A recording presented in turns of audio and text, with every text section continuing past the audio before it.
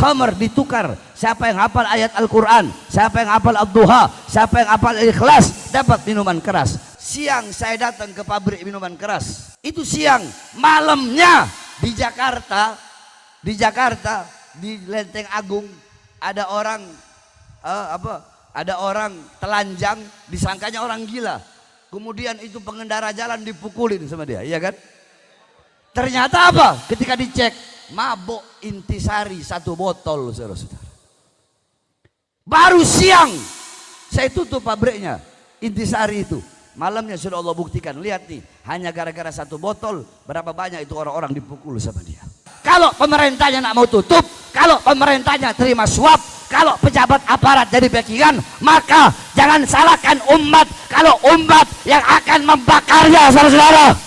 Saya wasiatkan kalau besok-besok, nggak tahu minggu depan atau minggu depannya lagi atau kapan, saya masuk penjara karena bakar itu pabrik miras, berjanjilah kalian demi Allah, kalau saya masuk penjara karena menghancurkan itu pabrik miras demi menyelamatkan anak cucu bangsa, generasi bangsa Indonesia ke depan, berjanjilah jangan pernah kalian padamkan api-api perjuangan yang selama ini telah kami nyalakan, saudara-saudara.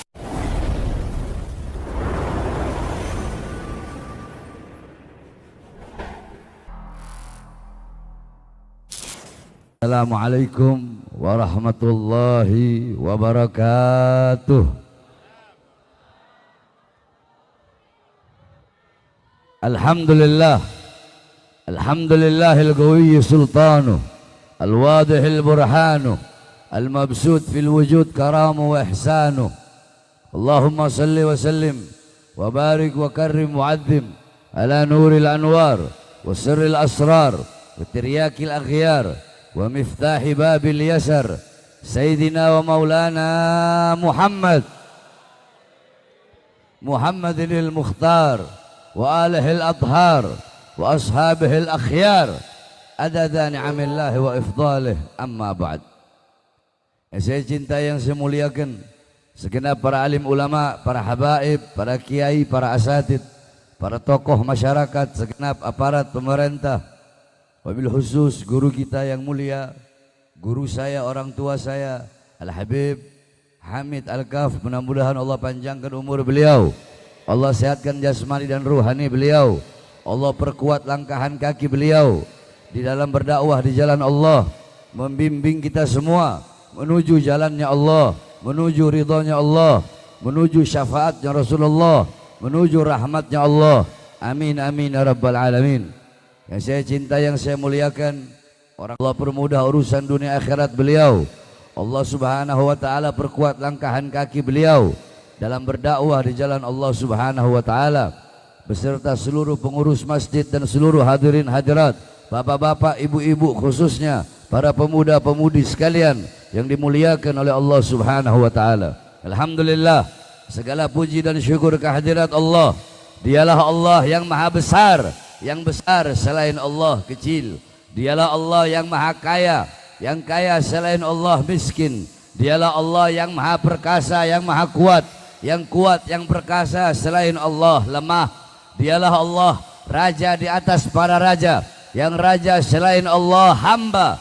Dialah Allah yang maha melihat, yang melihat selain Allah buta terhadap warna-warna yang jauh, buta terhadap warna-warna yang tersembunyi. Dialah Allah yang maha mendengar, yang mendengar selain Allah tuli terhadap suara-suara yang jauh dan suara-suara yang dekat akan menulikannya. Dialah Allah yang maha berilmu, yang berilmu selain Allah adalah pencari ilmu. Dialah Allah yang maha tahu, yang tahu selain Allah adalah pencari pengetahuan. Dialah Allah yang maha hidup, yang hidup selain Allah pasti akan mati, yang ada selain Allah pasti akan tiada, yang wujud selain Allah pasti akan binasa. Sedangkan hidupnya Allah, adanya Allah, wujudnya Allah kekal abadi selama-lamanya, tidak akan pernah musnah dan tidak akan pernah binasa.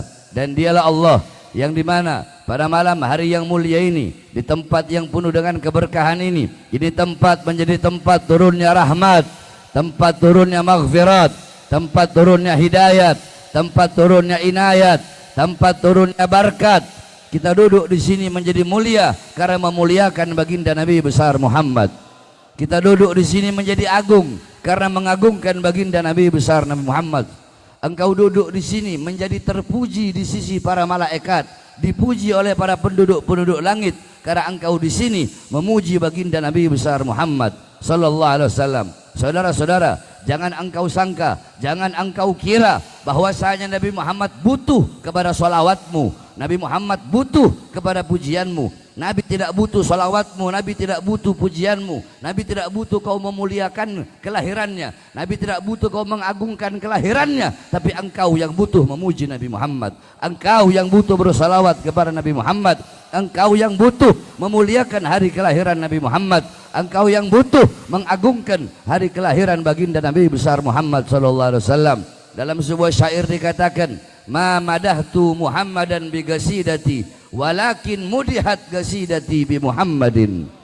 Aku tidak memuji Nabi dengan syairku, tetapi syairku yang menjadi terpuji karena telah memuji Nabi Muhammad. Aku tidak memuliakan Nabi dengan syairku, tapi syairku yang menjadi mulia karena telah memuliakan Nabi Muhammad. Aku tidak mengagungkan Nabi dengan syairku, tapi syairku yang menjadi agung karena telah mengagungkan baginda Nabi besar Muhammad. Kita duduk di sini menjadi mulia karena memuliakan Nabi Muhammad. Duduk di sini menjadi agung karena mengagungkan Nabi Muhammad. Saudara-saudara, segala sesuatu yang berkaitan dengan Nabi Muhammad, segala sesuatu itu akan menjadi mulia. Alam tara jildal haqira mugabbalan bi thaqafi lama ansara jildal mushafi. Tidak pernahkah kau lihat, tidak pernahkah kau mendengar, tidak pernahkah kau tahu bahwasanya kulit-kulit yang tidak berharga, kulit-kulit yang tidak bernilai, kulit-kulit itu dicium oleh mulut-mulut ketika kulit itu menjadi sampul daripada ayat suci Al-Quran. Nah, kita adalah kulit yang tidak berharga, kita adalah kulit yang tidak bernilai. Al-Quran yang berjalan adalah baginda Nabi besar Muhammad, sehingga kita menjadi mulia karena memuliakan baginda Nabi besar Muhammad sallallahu alaihi wasallam. Saudara-saudara, kita duduk di sini untuk memuliakan kelahiran Nabi, mengagungkan kelahiran Nabi Muhammad, bersyukur kepada Allah atas lahirnya cahaya alam semesta baginda Nabi besar Muhammad, bergembira, mengungkapkan kegembiraan dan kebahagiaan kita dengan lahirnya Nabi Muhammad sallallahu alaihi wasallam. Saudara-saudara, dalam Al-Quran Allah subhanahu wa ta'ala berfirman, Qul bifadlillah wa birahmati fabidzalika falyafrahu. Katakanlah, dengan karunia Allah, dengan anugerah Allah dan dengan rahmatnya.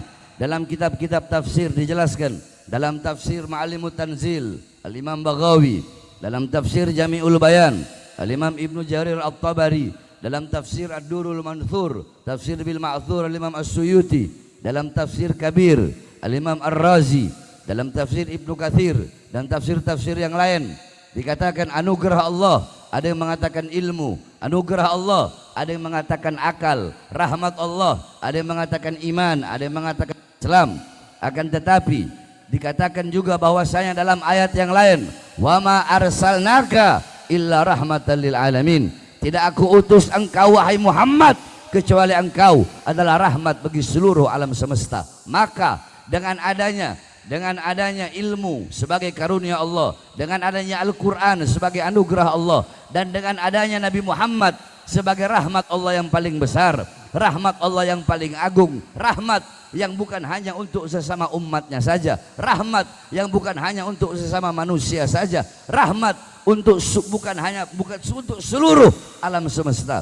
Maka dengan adanya anugerah dan rahmat tersebut, falyafrahu, hendaklah mereka bergembira, hendaknya saya bergembira, hendaknya kalian bergembira, hendaknya kita semua bergembira dengan lahirnya baginda Al-Mustafa Nabi besar Muhammad sallallahu alaihi wasallam.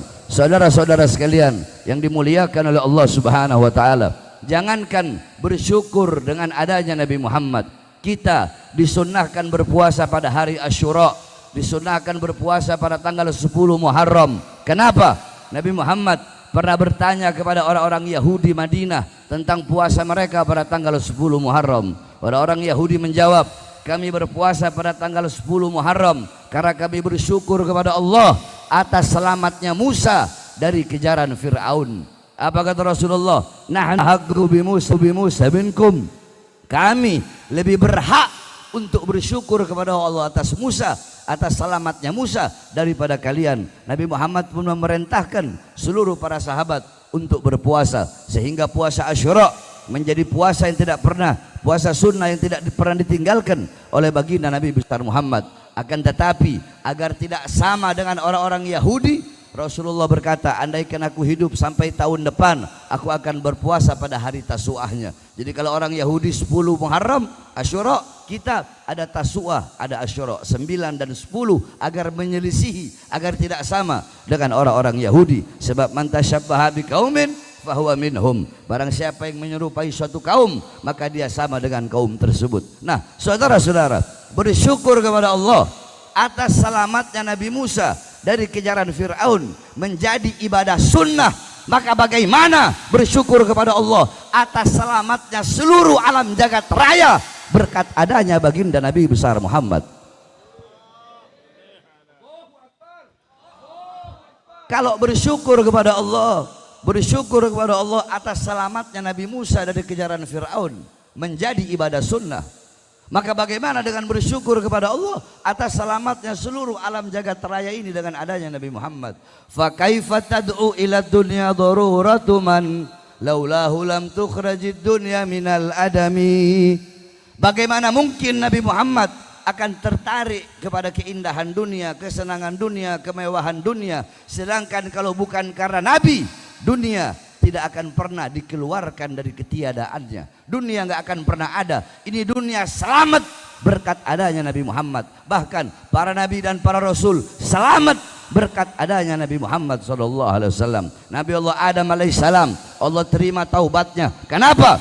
Karena baginda Nabi besar Muhammad. Nabi Allah Nuh, Allah selamatkan dari banjir. Kenapa? Karena dalam tulang sulbinya terdapat cahaya baginda Nabi besar Muhammad. Nabi Allah Ibrahim, Allah selamatkan dari api Namrud. Kenapa? Karena dalam tulang sulbinya terdapat cahaya baginda Nabi besar Muhammad. Nabi Allah Ismail, Allah selamatkan ketika akan disembelih, Allah ganti dengan seekor domba yang berasal dari langit. Kenapa? Karena dalam tulang sulbinya terdapat nur cahaya baginda Nabi besar Muhammad. Para nabi, para rasul terselamatkan berkat baginda Nabi besar Muhammad. Maka bagaimana cara kita bersyukur kepada Allah Subhanahu wa taala? Sedangkan jikalau bersyukur atas selamatnya Nabi Musa dari kejaran Fir'aun saja menjadi ibadah sunnah, maka bagaimana bersyukur kepada Allah atas selamatnya seluruh alam jagat raya berkat adanya baginda Nabi besar Muhammad sallallahu alaihi wasallam. Oleh karenanya, saudara-saudaraku sekalian yang dimuliakan oleh Allah Subhanahu wa taala, saya sampaikan bahwasanya tidak pantas bagi orang-orang yang berakal,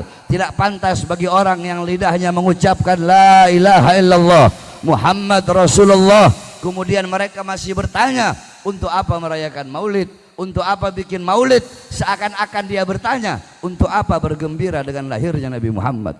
Kalau ada orang yang bertanya ngapain bikin maulid, sama seperti dia bertanya ngapain bergembira dengan lahirnya Nabi besar Muhammad. Saudara-saudara, jikalau intisari peringatan maulid, jikalau intisarinya adalah memuliakan kelahiran Nabi, mengagungkan kelahiran Nabi, maka ketahuilah sebelum kita duduk di sini memuliakan dan mengagungkan kelahiran Nabi, telah ada satu zat yang lebih dulu mengagungkan dan memuliakan kelahiran Nabi Muhammad, bahkan yang pertama kali memuliakan dan mengagungkan kelahiran Nabi Muhammad.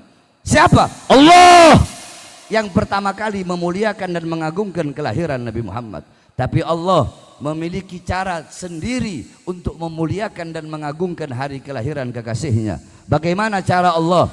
Saudara-saudara, di hari kelahiran Nabi Muhammad SAW, sumur yang kering memancarkan airnya, pohon-pohon yang kering memancarkan daunnya, bertumbuh daunnya. Api majusi yang selama ribuan tahun Allah padamkan di hari kelahiran Nabi. Wulida sallallahu alaihi wasallam yaumal isnin istazar min syahr Rabiul Awal amal fil. Nabi Muhammad lahir pada hari Senin 12 Rabiul Awal tahun gajah. Wa summiya ama wiladati amul fil li'anna malikal habasya jaa ila Makkah li hadmil Ka'bah. Tahun kelahiran Nabi dinamakan tahun gajah karena pada tahun tersebut datang raja datang pasukan gajah, raja Habasyah. Wa kana fi filun adim, membawa pasukan gajah yang besar, lihatmil Ka'bah, untuk menghancurkan Ka'bah. Fa ahlakallahul jaysh, kemudian Allah hancurkan tentara gajah di hari lahirnya Nabi Muhammad sallallahu alaihi wasallam. Nah, saudara-saudara, apakah mustahil bagi Allah memancarkan sumur yang kering, Allah pancarkan airnya, pohon-pohon yang tidak pohon-pohon yang kering, Allah tumbuhkan daun dan bunganya, kemudian api majusi Allah padamkan, tiang-tiang tembok istana Romawi yang perkasa Allah hancurkan. Apakah mustahil sebelum Nabi lahir atau sesudah Nabi lahir? Tidak mustahil bagi Allah. Tapi kenapa kok di hari lahirnya Nabi takriman, tasyrifan, wa ta'ziman, untuk memuliakan, untuk mengagungkan hari kelahiran baginda Nabi besar Muhammad. Nah, jika Allah saja memuliakan hari kelahiran Nabi Muhammad, kita siapa kok tidak mau memuliakan dan mengagungkan hari kelahiran baginda Nabi besar Muhammad sallallahu alaihi wasallam? Oleh karenanya, saudara-saudaraku sekalian yang dimuliakan oleh Allah, dengan adanya peringatan-peringatan Maulid Nabi Muhammad sallallahu alaihi wasallam, maka pulang dari ini majelis-majelis Maulid, jadikan Nabi Muhammad sebagai teladanmu, uswahmu, gutwahmu, pedomanmu dalam kehidupan sehari-hari. Majelis-majelis seperti ini, inilah warisan Nabi Muhammad. Nabi Muhammad tidak mewariskan dinar, dirham, uang, intan, permata, berlian, pangkat, jabatan, tahta, kekuasaan. Bukan itu warisan Nabi. Warisan Nabi Muhammad ilmu, amal, akhlak, wara, khauf, ikhlas, sabar, khasyah, zuhud, takwa, ibadah, qanaah. Para ulama pewaris Nabi Muhammad, para ulama penerus perjuangan Nabi Muhammad, para ulama penyambung lidah Nabi Muhammad, para ulama pemegang tongkat estafet perjuangan baginda Nabi besar Muhammad. Majelis-majelis seperti ini, di majelis-majelis ini engkau mendapatkan warisan Nabi Muhammad. Saudara-saudara, kalian saling bunuh, saling berantem, saudara dengan saudara berantem untuk memperebutkan warisan-warisan dunia yang akan membuat engkau hina dunia akhirat. Kalian mendapatkan, kalian berantem, kalian berebutan warisan-warisan dunia yang bisa menyulitkan kalian dunia akhirat, yang bisa membuat kalian akan dihisap oleh Allah kelak di akhirat. Kalian berdahulu-dahuluan, bersungguh-sungguh di dalam warisan-warisan dunia, tetapi ini warisan Nabi Muhammad SAW, satu huruf yang ada di ini majelis yang merupakan warisan Nabi Muhammad lebih bermanfaat, lebih bernilai, lebih berharga bagimu daripada dunia dan isinya, saudara-saudara. Satu huruf daripada warisan Nabi Muhammad itu lebih bernilai, lebih berharga, lebih bermanfaat daripada dunia dan seisinya bagimu. Oleh karenanya wasiat saya, jangan jauh dari majelis-majelis seperti ini, karena majelis-majelis seperti ini, inilah yang diwariskan Nabi Muhammad. Abu Hurairah radhiyallahu an, satu waktu beliau pergi ke pasar, beliau berkata, wahai orang-orang pasar, di masjid sedang dibagi-bagikan warisan Nabi Muhammad. Yang punya toko menutup tokonya, yang berdagang berhenti berdagang, mereka berbondong-bondong ke masjid. Ketika mereka sampai ke masjid, mereka tidak melihat sedang dibagikan gamis Nabi, sorban Nabi, imamah Nabi, rida Nabi, pakaian Nabi. Tidak, yang mereka lihat adalah halaqah ilmu, putaran, orang-orang yang berputar, duduk berputar untuk menuntut ilmunya Allah. Kata Abu Hurairah, majelis-majelis ilmu inilah warisan daripada baginda Nabi besar Muhammad sallallahu alaihi wasallam. Maka saudara-saudara, pulang dari ini majelis, jadikan kampungmu sebagai kampung Nabi Muhammad, jadikan rumah tanggamu rumah tangga Nabi Muhammad, ajarkan putra-putrimu pendidikan Nabi Muhammad. Saudara-saudara, tidak ada pendidikan yang lebih mulia, tidak ada pendidikan yang lebih baik, tidak ada pendidikan yang lebih utama selain daripada pendidikan baginda Nabi besar Muhammad sallallahu alaihi wasallam. Nabi Muhammad sallallahu alaihi wasallam seorang nabi yang pecinta, yang penyayang, yang cintanya, yang kasih sayangnya lebih besar daripada kasih sayang bapakmu kepadamu, lebih besar daripada kasih sayang ibumu kepadamu, lebih besar daripada kasih sayang gurumu kepadamu, lebih besar daripada kasih sayang istrimu kepadamu, suamimu kepadamu, anak-anakmu kepadamu. Makhluk yang paling mencintaimu adalah baginda Nabi besar Muhammad sallallahu alaihi wasallam. Nabi Muhammad, beliau seorang nabi yang gigi gerahamnya pernah patah demi siapa? Demi kalian sebagai umatnya. Beliau berdakwah, beliau berjuang pagi, siang, sore, malam. Beliau kepanasan, kehujanan, pipi beliau tertusuk tulang tembus sampai ke sebelah. Demi siapa? Demi keluarganya, demi sahabatnya, demi anak cucunya. Bukan, demi kalian sebagai umatnya. Beliau seorang nabi yang pernah 3 hari 3 malam kelaparan, tidak makan, mengganjal perutnya dengan batu. Beliau kelaparan bukan untuk keluarganya, bukan untuk anak cucunya. Beliau kelaparan demi kalian sebagai umatnya. Sampai-sampai Sayyidatuna Aisyah radhiyallahu anha ketika beliau berdiri di depan kuburnya Rasulullah, beliau berkata, "Ya man kharaja minad dunya walam yashba' batnahu walau bi khubsis sa'ir." Wahai seorang manusia yang wafat, yang meninggal dunia dalam keadaan perutnya kosong, belum masuk sesuatu apapun walaupun sekedar roti yang kering. Nabi Muhammad kelaparan demi kita sebagai umatnya, mengorbankan nyawanya, jiwanya, darahnya. Para sahabat-sahabat Nabi Muhammad sallallahu alaihi wasallam, beliau-beliau mengorbankan nyawanya, jiwanya. Sayyidina Talha bin Ubaidillah, Talha bin Ubaidillah ketika perang menjaga Rasulullah SAW, ada musuh Allah bawa pedang ingin menebas Rasulullah, dia kasih tangan kanannya, putus tangan kanannya. Datang lagi musuh Allah bawa pedang, dikasih tangan kirinya, putus tangan kirinya. Tangan kanannya putus, tangan kirinya putus.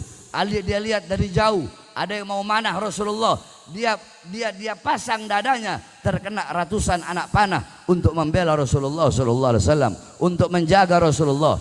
Ada musuh Allah yang memegang rantai, diputar-putar itu rantai, dilempar sehingga menempel 2 buah mata rantai di pipi suci Rasulullah sallallahu alaihi wasallam.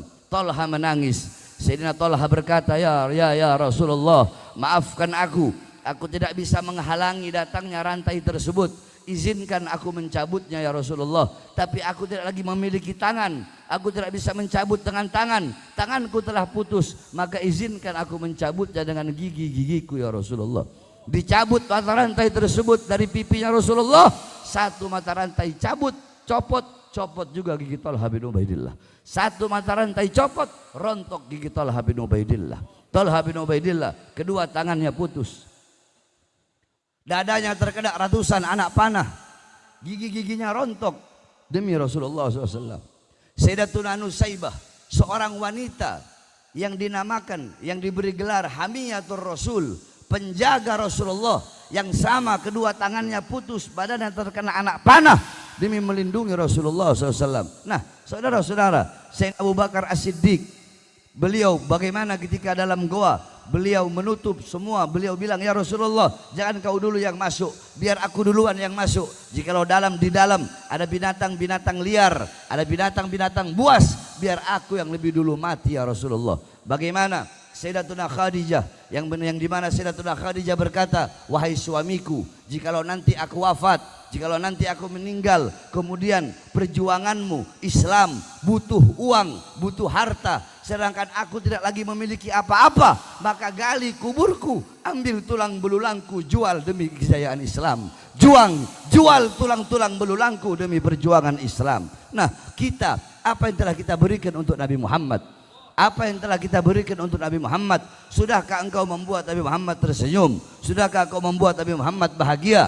Sudahkah engkau membuat Nabi Muhammad bergembira? Atau sebaliknya, Nabi Muhammad berjuang untuk kita agar apa? Agar iman sampai, agar Islam sampai. Nabi Muhammad, para sahabat, para tabi'in, tabi'in, ulama al-amilin, para salaf, mereka berjuang agar iman sampai, Islam sampai, agar masjid sampai, agar musola sampai, agar ilmu sampai, agar ulama sampai. Tetapi itu setelah itu semua sampai berkat perjuangan Nabi, malah kita sia-siakan, malah kita malas-malesan, malah kita lebih memilih urusan-urusan yang akan hancur, urusan-urusan yang akan binasa, urusan-urusan yang hina, urusan-urusan yang Nabi Muhammad katakan mal'unatun ma fiha, terlaknat, terkutuk. Apa urusan-urusan itu? Urusan-urusan itu adalah urusan-urusan dunia. Kita lebih mementingkan perut kita daripada berjuang untuk Nabi Muhammad. Kita lebih mementingkan perut kita, lebih mementingkan urusan dunia kita daripada urusan agama baginda Nabi besar Muhammad sallallahu alaihi wasallam.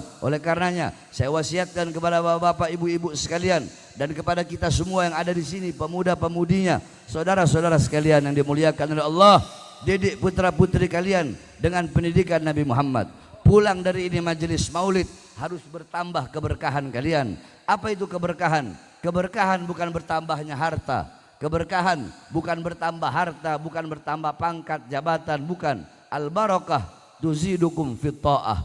Barokah adalah bertambahnya ketaatanmu kepada Allah. Ketika kau pulang dari majelis maulid, bertambah kecintaanmu kepada Rasulullah, sehingga cinta itu mendorong engkau untuk taat kepada Allah, patuh kepada Allah. Cinta itu mendorong engkau untuk mengikuti amalan-amalan Rasulullah, mengikuti sunnah-sunnah Rasulullah. Cinta itu mendorong engkau untuk sholat, untuk puasa, untuk zakat.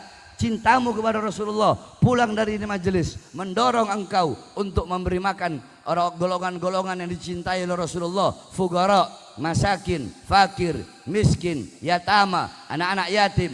Engkau pulang dari sini, cintamu mendorong engkau untuk menjadikan rumah tanggamu sebagai rumah tangga Nabi Muhammad, maka berarti engkau telah mendapatkan keberkahan dari maulid. Tapi jikalau sebelum datang ke maulid, pulang dari maulid, begitu sama-sama begitu saja, berarti kau tidak mendapatkan apa-apa, saudara-saudara. Oleh karenanya hadirin sekalian, apalagi ini zaman fitnah di mana-mana, kerusakan di mana-mana. Makanya jangan heran kenapa Allah kasih bencana, kenapa Allah kasih bala, kenapa Allah kasih musibah kepada negara kita yang kita cintai ini, saudara-saudara. Belum Aceh belum selesai, Sumatera belum selesai banjir bandang, gempa saudara-saudara kita di NTT.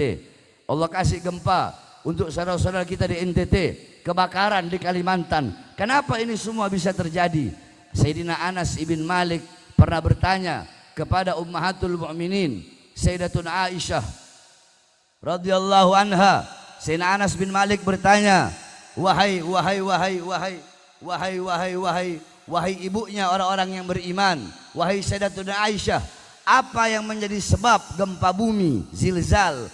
Apa yang menjadi sebab utama gempa bumi? Dijawab oleh Sayyidatuna Aisyah. Perhatikan apa kata beliau, idza istahalla zina wa istibahal khumur wa darabu bil ma'azif.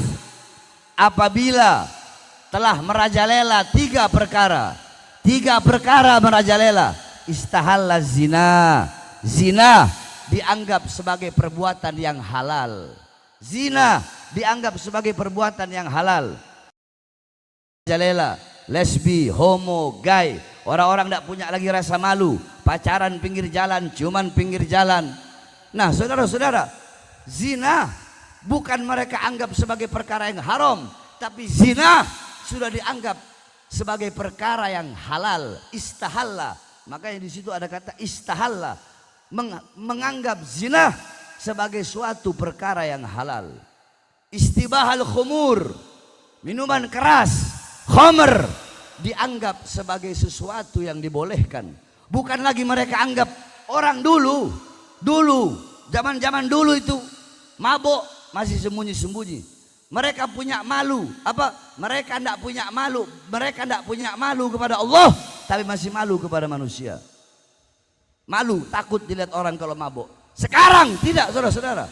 Bahkan mereka bikin panggung-panggung maksiat. Mereka bikin panggung-panggung maksiat. Khamar diperjualbelikan, bahkan khamar ditukar. Siapa yang hafal ayat Al-Quran, siapa yang hafal Ad-Duha, siapa yang hafal Ikhlas, dapat minuman keras. Mereka anggap minuman keras sebagai sesuatu yang diperbolehkan, sebagai sesuatu yang mubah. Kemudian wadarabu bil ma'azif, mereka memainkan musik-musik yang membuat lupa dan lalai kepada Allah. Apabila tiga perkara ini merajalela, maka akan Allah berikan gempa bumi. Makanya kalau ada gempa bumi, ada bencana, ada banjir, ada tsunami, ada kebakaran, jangan tanya, ya Allah kenapa kau kasih gempa bumi, ya Allah kenapa kau kasih kebakaran, ya Allah kenapa kau kasih tsunami. Jangan, tapi tanyakan kepada diri kita, tanyakan kepada putra putri kita, tanyakan kepada diri kita sebagai orang tua, hal-hal apa, perkara-perkara apa yang membuat kita lupa dan lalai kepada Allah dalam mendidik putra putri kita sehingga jauh dari Allah, sehingga jauh dari Rasulullah SAW. Tanyakan kepada diri kita perbuatan dosa apa yang telah kita lakukan, perbuatan-perbuatan maksiat apa yang kita biarkan, kezoliman kita biarkan, penindasan kita biarkan, ketidakadilan kita biarkan. Tanyakan kepada para pejabat-pejabatnya, berapa banyak harta rakyat yang dikorupsi, berapa banyak harta rakyat yang dimakan, berapa banyak keringat rakyat yang dimakan, harta rakyat dimakan, korupsi, nggak punya malu, nyolong uang rakyat. Tanyakan kepada para ulama-ulamanya, kenapa para ustadznya, kiainya, habibnya, ulama-ulamanya, kenapa banyak yang diam ketika Al-Quran dihina, kenapa banyak yang diam ketika banyak kemungkaran merajalela, kenapa banyak yang diam ketika generasi anak-anak muda ke depan terancam dengan adanya minuman-minuman keras, dengan adanya narkoba. Kenapa ulama-ulamanya jadi penjilat-penjilat pejabat, kenapa ulama-ulamanya jadi anjing-anjingnya pejabat. Tanyakan kepada itu, tanyakan kepada diri kita, jangan tanya kepada Allah. Tanyakan kepada diri kita perbuatan dosa dan maksiat yang begitu banyak kita lakukan, sehingga ketika Allah turunkan azab, walaupun bukan di tempat kita bermaksiat, bisa di tempat-tempat yang lain, bahkan bayi-bayi yang tidak berdosa ikut mendapatkan azab dan siksa tersebut. Nah, saudara-saudara sekalian yang dimuliakan oleh Allah Subhanahu wa taala, minuman keras dianggap sebagai sesuatu yang mubah, sebagai sesuatu yang diperbolehkan, sehingga karena minuman keras terjadilah penistaan Al-Quran. Sudah berkali-kali saya sampaikan, al-khamr ra'su kullil maksiat. Minuman keras itu otaknya segala kemaksiatan. Minuman keras itu adalah pangkalnya segala kejahatan, pangkal segala keburukan. Orang kalau udah mabuk, orang tua bunuh anak, anak bunuh orang tua, betul? Betul. Orang kalau udah mabuk, mereka perkosa, pemerkosaan, pelecehan seksual, terjadi kriminal, tindak kejahatan kriminal banyak terjadi disebabkan oleh minuman keras. Oleh karenanya, demi menyelamatkan generasi bangsa, demi menyelamatkan anak cucu kita ke depan, kita semua harus bersatu sama-sama untuk membasmi minuman keras. Indonesia merdeka dari penjajah, tapi Indonesia belum merdeka dari minuman keras. Indonesia belum merdeka dari maksiat. Indonesia belum merdeka dari perzinahan. Indonesia belum merdeka dari koruptor. Indonesia belum merdeka dari maling. Indonesia belum merdeka daripada orang-orang yang wajahnya sepi dari cahaya Allah Subhanahu wa taala. Saudara-saudara sekalian yang dimuliakan oleh Allah Subhanahu wa taala, kita sudah tahu apa akibat dari miras. Kita tahu bagaimana miras bisa merusak generasi anak cucu kita ke depan. Saya tanya, bapak-bapak, ibu-ibu, kalian tanam pohon untuk anak cucu kalian, kalian sirami itu pohon, kalian beri pupuk itu pohon, terus ada hama-hamanya, kalian biarkan apa kalian berantas? Biarkan apa berantas? Jawab, biarkan apa berantas? Biarkan apa berantas? Maka saya sampaikan kemarin ketika saya datang ke PT, saudara-saudara, siang saya datang ke pabrik minuman keras untuk tutup 7 hari.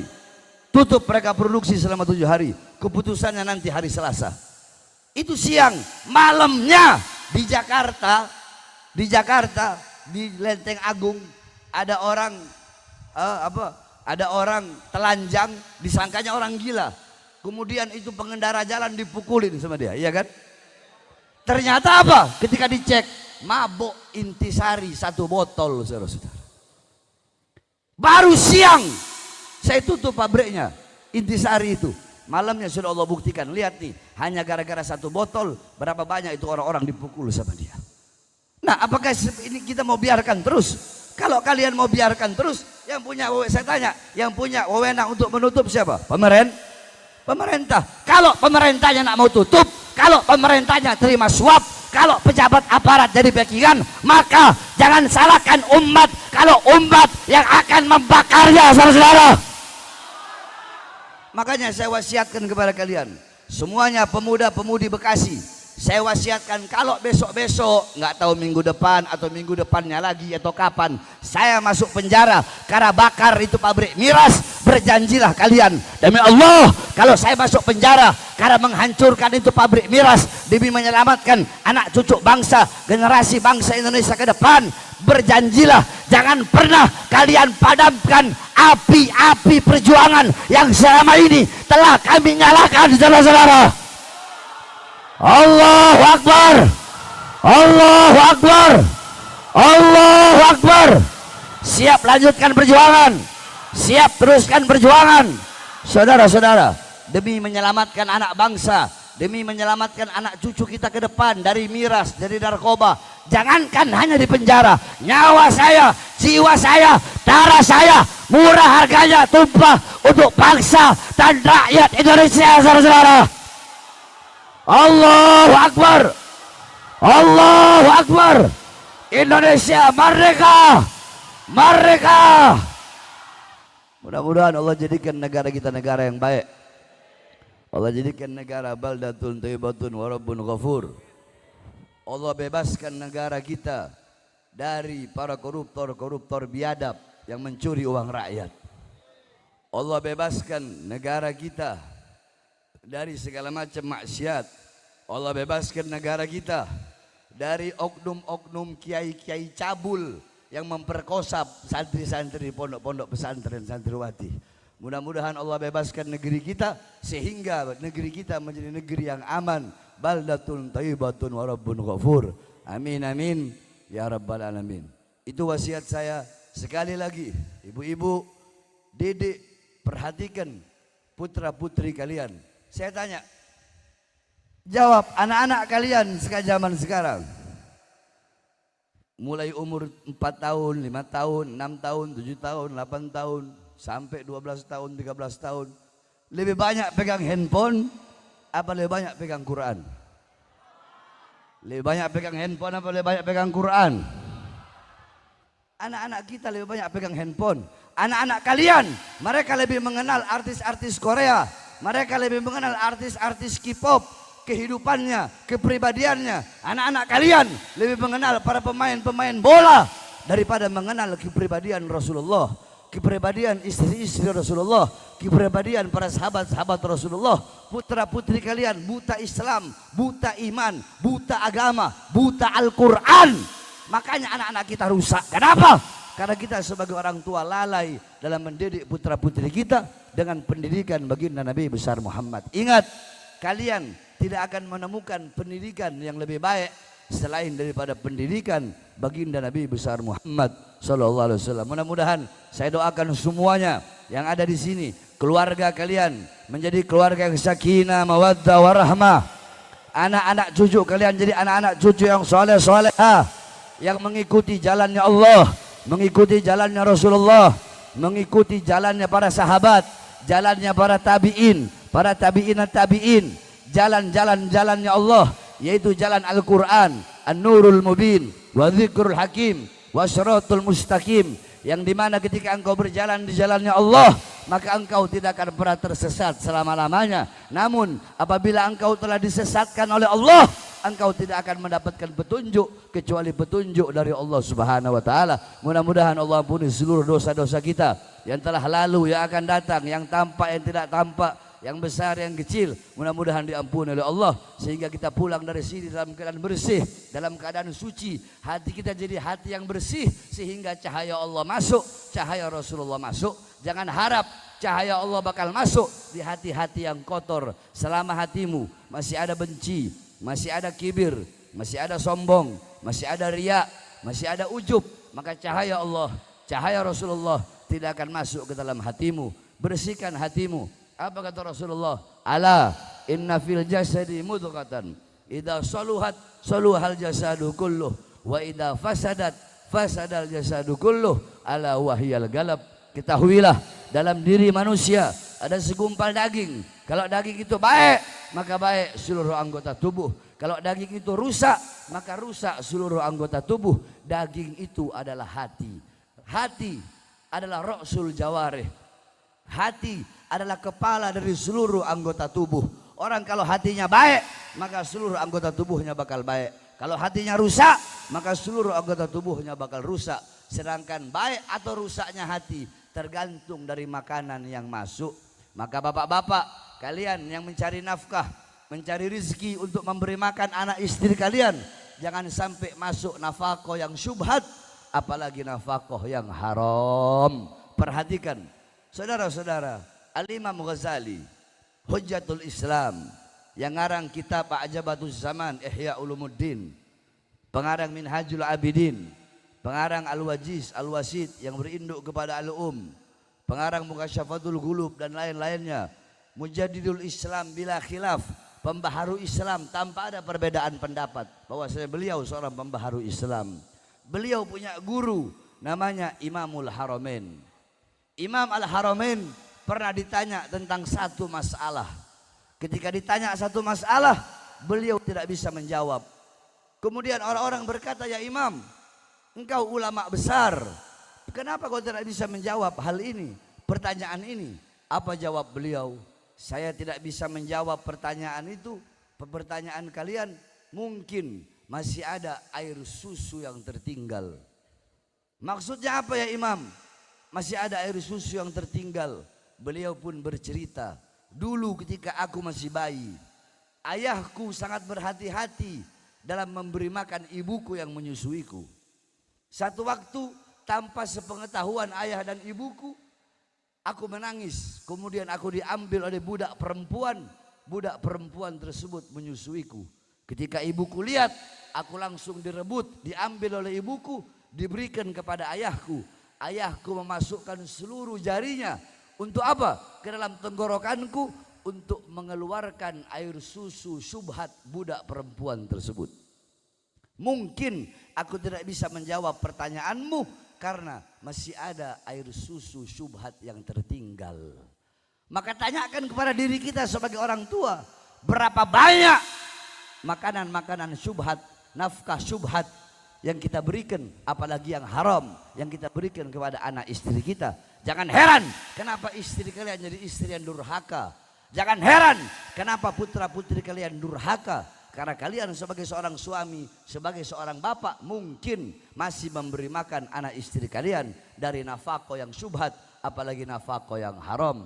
Maka mulai sekarang perhatikan baik-baik dalam memberi makan hati daripada anak istri kalian. Karena baik buruknya anggota tubuh tergantung hati.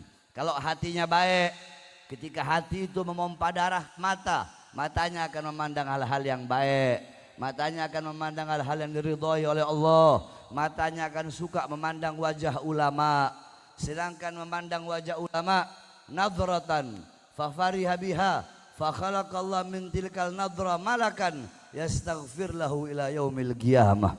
Siapa orang yang memandang wajah ulama, wajah orang alim dengan pandangan cinta, pandangan bahagia, pandangan kasih sayang, maka dari setiap pandangan itu akan Allah ciptakan malaikat yang memohon ampun, malaikat yang bersujud kepada Allah sampai hari kiamat. Malaikat itu tidak akan mengangkat kepalanya sebelum Allah mengampuni dosa-dosa orang yang memandang wajah para ulama dengan pandangan bahagia, saudara-saudara. Itu memandang wajah para ulama, memandang wajah orang-orang soleh. Nah, maka jikalau kalian ingin kelak di akhirat bisa memandang wajah Nabi Muhammad, maka di dunia pandanglah wajah para ulama. Karena mata-mata yang celaka di akhirat adalah mata-mata yang Allah haramkan untuk memandang wajah indah baginda Nabi besar Muhammad. Ketika hati kalian baik, hati itu memompa darah ke lidah, maka lidah kalian akan basah dengan Al-Quran, dengan zikir, dengan tahlil, tahmid, tasbih, takbir, tamjid, salawat. Ketika hati itu memompa darah ke telinga, telinga kalian akan mendengarkan nasihat, mendengarkan hal-hal yang baik. Ketika hati itu memompa darah ke tangan, tangan kalian akan melakukan hal-hal yang baik, akan memberi makan orang, akan bersedekah, membantu orang, menolong orang, memberi makan orang-orang yang kelaparan. Ketika hati kalian memompa darah ke kaki, kaki kalian akan melangkah ke tempat-tempat yang baik. Sebaliknya, kalau hati kalian buruk, hati kalian rusak, ketika hati kalian memompa darah ke mata, mata akan memandang perkara-perkara yang haram, telinga akan mendengar hal-hal yang haram, lidah akan fitnah, ghibah, namimah. Ketika memompa darah ke tangan, tangan kalian akan merampas hak orang, mencuri, melakukan hal-hal yang haram. Ketika memompa darah ke kaki, kaki kalian akan melangkah ke tempat-tempat yang haram, ke tempat-tempat yang dimurkai oleh Allah. Maka sekali lagi perhatikan dalam memberi makan anak istri kalian. Insya Allah kita semua di sini, para bapak-bapaknya, bisa menjadi suami yang soleh bagi istrinya, bisa menjadi ayah, abah yang baik bagi putra-putrinya, sehingga kelak di dunia, sekarang di dunia kita berkumpul bersama para ulama. Insyaallah di akhirat kita akan berkumpul bersama baginda Nabi besar Muhammad sallallahu alaihi wasallam. Amin amin ya rabbal alamin. Terakhir, doakan saudara-saudara. Saya punya rahang ini yang sebelah kiri ini patah. Udah hampir 10 bulan patah. Jadi saya kalau makan itu bubur atau enggak sampai sekarang masih makan itu harus ada kuahnya. Kalau enggak bisa masuk. Ngunyah itu sakit. Jadi nanti nih habis ceramah begini nih. Nah, itu saya langsung dikompres biar nggak bengkak. Saya nggak mau operasi saudara-saudara. Sebenarnya harus operasi. Cuma saya masih banyak pertimbangan pikir untuk operasi ini. Saya masih banyak pertimbangan. Makanya doakan agar selalu Allah berikan kesehatan. Dan ketika kalian diberikan penyakit oleh Allah, ridholah atas penyakit yang Allah berikan tersebut. Bukan berarti tidak berobat, tetap harus berobat. Tetapi yang pertama, dahulukan ridho atas penyakit yang Allah berikan. Apa kata Allah? Ketika malaikat Zabaniyah mau memasukkan satu orang ke dalam neraka, kata Allah, hamba yang di dunia aku ambil raut wajahnya sehingga dia pucat. Aku ambil nafsu makannya sehingga dia tidak nafsu makan. Aku ambil keperkasaannya sehingga dia lemah. Kekuatannya sehingga dia lemah, maksudnya sakit. Tapi hamba itu tetap ridho atas kehendakku dan ketentuanku. Maka bukan kebijaksanaanku. Hamba yang di dunia aku berikan penyakit, kemudian dia ridho, bukan kebijaksanaanku di akhirat memasukkan dia ke neraka, maka pasti akan aku masukkan ke dalam surga. Amin amin ya rabbal alamin. Rabbi fanfa'na bi barakatihim wahdina husna bi hurmatihim wa amitna fi tariqatihim wa mu'afati minal fitani. Allahumma ansurna wal muslimin fa innaka khairan nasirin warzuqna fina khairar raziqin waftah lana futuhatal arsyiyya wa rahma wal barakah wal hidayah wal inayah fa innaka khairul fatihin. Bismillah babuna tabarak hitanuna yasin sakfuna kaf ha ya ain sad kifayatuna hamim ain sin kaf himayatuna fasayakfikahumullah wa samiul alim fasayakfikahumullah wa samiul alim fasayakfikahumullah wa huwa samiul alim. Wa sallallahu alaihi wasallam Muhammadin wa ala alihi wa sahbihi wa barik wasallam walhamdulillahi rabbil alamin wal afu minkum wassalamualaikum warahmatullahi wabarakatuh. Waalaikumsalam warahmatullahi wabarakatuh. Syukran jazakumullah.